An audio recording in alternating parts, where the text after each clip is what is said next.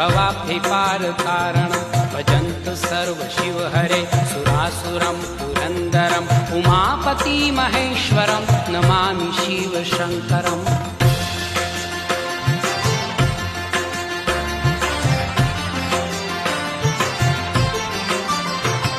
सोमेश्वरा नागेश्वरा श्रीमल्लिकार्जुनेश्वरा महाकालं अमलेश्वरा पुष्पेश्वरा विश्वेश्वरा केदार भीम वैद्यनाथ त्र्यम्बकं रामेश्वरम् उमापति महेश्वरं नमामि शिव शङ्करम्।